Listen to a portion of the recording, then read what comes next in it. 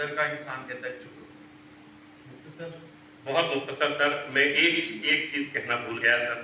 मैं डॉक्टर करण सिंह जी को ये बताना चाहूँगा सर, ऑपरेशन सिंदूर में एक तरफ हमारी आर्मी बॉर्डर पे लड़ रही थी और दूसरी तरफ हमारे वो घर जो पाकिस्तान की गोलाबारी में तबाह हो गए थे, घरों में खाने के लिए राशन तक नहीं था, घर मुकम्मल तौर पर ख़त्म हो गया था। पहुँच तक कोई ऐसा घर नहीं है, कोई ऐसा गांव नहीं है जहां मैं नहीं गया ऑपरेशन सिंदूर के नुकसान के बाद। तो आर्मी ने वहाँ टेंट दिए, आर्मी ने वहाँ खाने पीने का सामान पहुँचाया।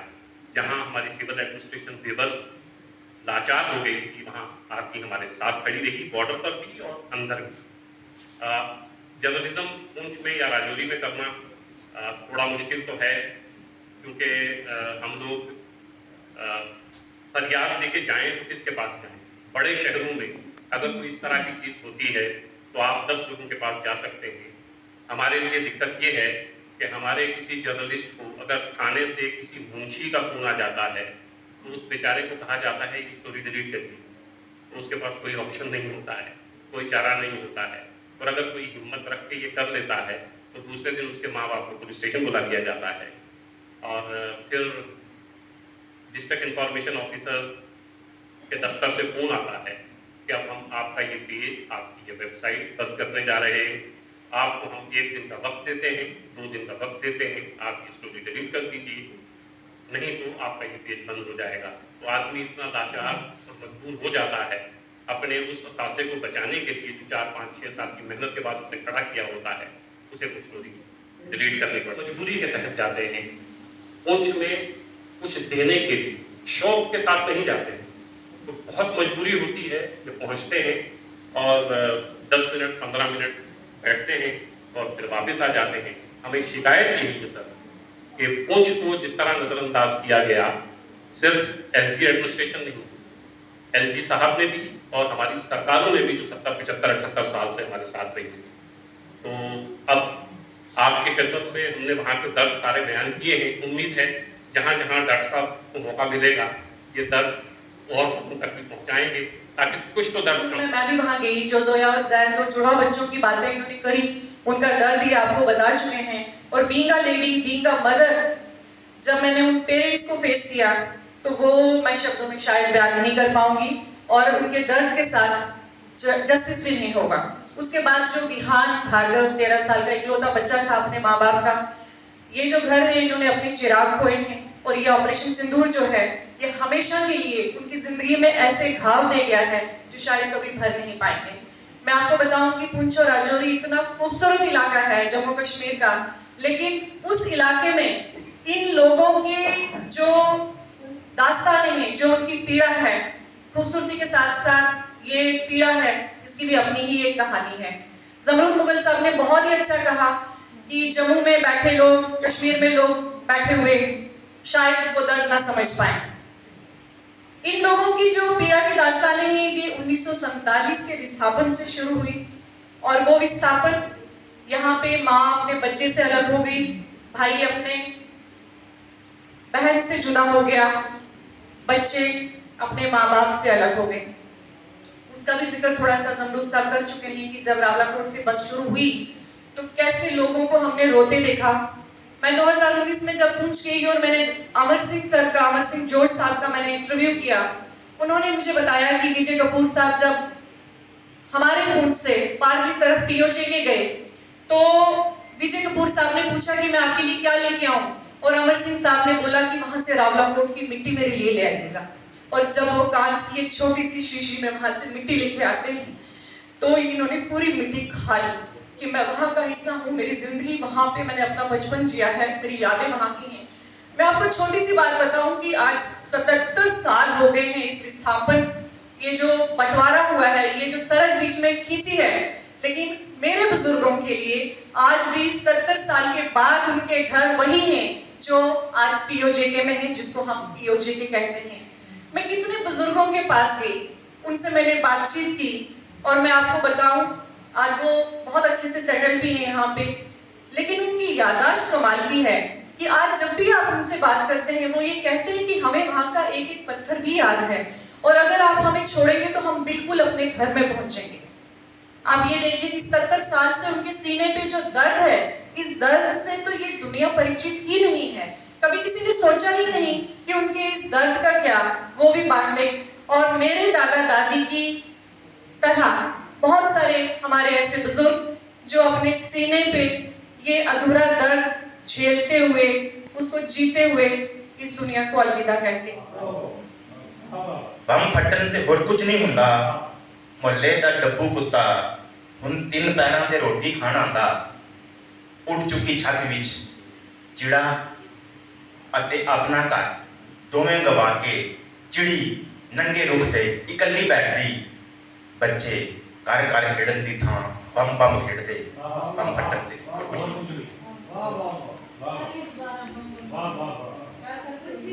बच्चे घर घर खेडन दी थां बम बम खेडदे। बम फटन ते और कुछ नहीं होंदा। सलियां मेरा नानका पिंड है, इधर पहाड़ी है, इधर पाकिस्तान है, इत्थे उन्हां दा घर है। उन्होंने अपने घर के अंदर बंकर बनाया ते कोई पता नहीं कि शैल दिखता है, छत उड़नी है, बंकर बच जावांगे। पुंछ दे विच क्रॉस जेडे बॉर्डर फायरिंग है लगातार होती रही है, मैंने तुहानू पता है, जरूरत जानता है लगातार।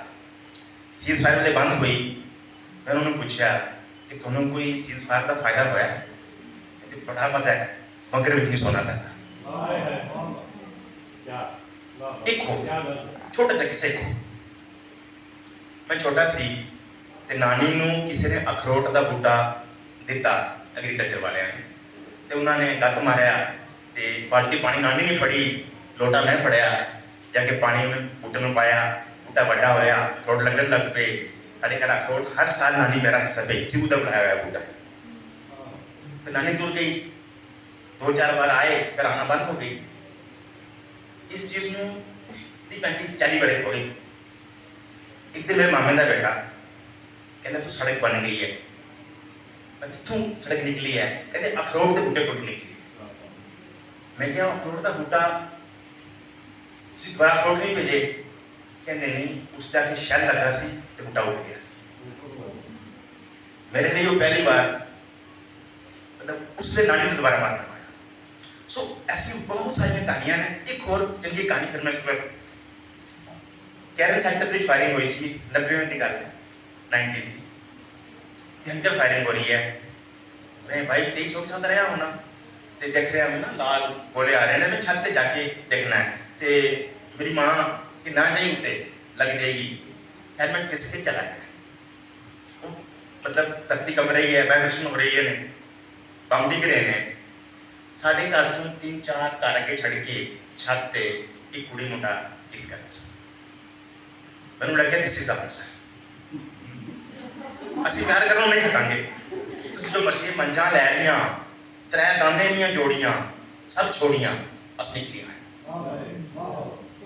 टोसियां सिमलू कैमरी फितनियां कनकोलियां खोड़ प्लम खमानियां पग्गू गोशे खानियां खेड़ा तै शैतानियां सब आनियां पछानियां दिल बुझनियां रूह जाननियां कुर्बानियां, अस निकलियां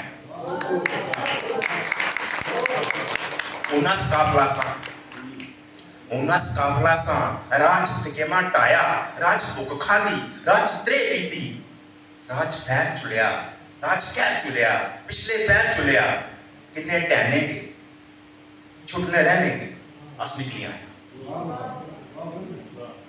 किन्ने टहनेंगे थकने बहनेंगे, छुटने रहनेंगे, अस निकली आया। अस पुंछा ने कैदी हुई, अस पुंछा ने कैदी हुई, 4 चुफेरे मोती बोटोला, टकडम बोली बोला, भूख बीमारी साड़ी किस्मत, गिंजा उल्लू काक भी खादे, पत्थर पासे साग भी खादे, बिच कैंपा ने रुलने रहे, पुना हस के बोलने रहे, पुलने पलने टुरी आया, डूंगे सफरियों उठी आया, लंबे सफरों मुड़ी आया, अमन जमाना फत्तू काना खोजा लै चाचा रमजाना, दादे की सुपने विच आने क्या की माने। दादी भी नूरां की रोनी, दादी भी नूरां की रोनी, ओ होनी सी के अनहोनी, दादे ने उन्मत गई है मैं मिला दादे ने उन मत गई है, होश नहीं है, पत गई है, पिछला फिर भी याद है उसकी, चलने नोरिच तुर जाना है, चलने नोरिच तुर जाना है, जे पूछो उधर जाना है, पाना है अपने घर जाना है, जे पूछो उधर जाना है, पाना है अपने घर। दिल हड्डां नूं ढक्कण जोगी जिल्द है, वो घट बोलता है, इक्को कीमत लाउंदा है, पूरा तोड़ता है। मेरे पिता ने भी वो जिहा तक्या उसनूं जिहो जिहा मैं। शराब ना उसके काम ते असर करती ना देह ते। सब हसदे रावण तो बाद ये दूजा बंदा जिस कार मंजी दे पावे नाल बद्धा, पावे नाल बद्धा कीमिया कार जड़ा फुलके चों ही कट लैंदा, जीवन जोगे सारे तत्त, जिसकी हर बीमारी का इलाज तंबाकू।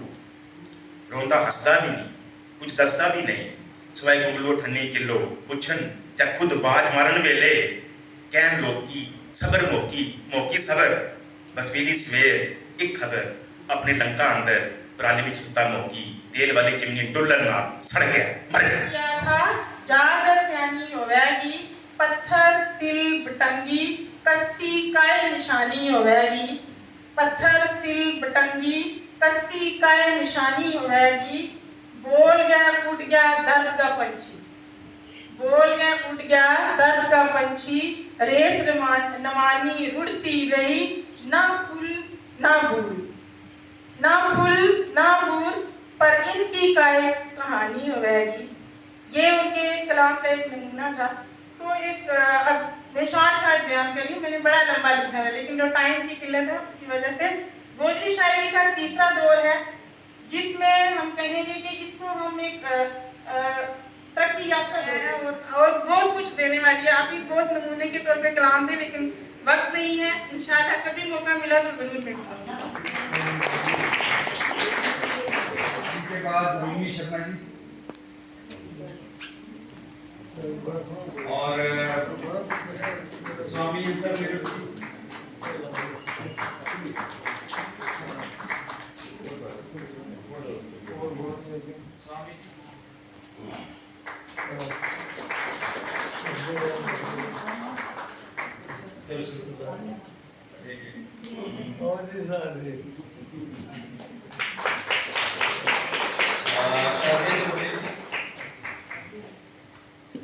और उसमें एक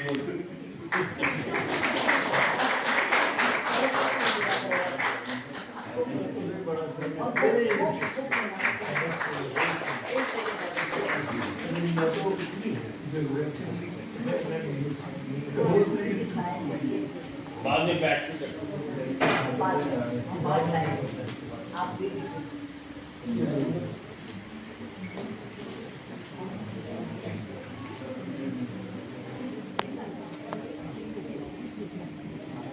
May I request everyone to please building for lunch and please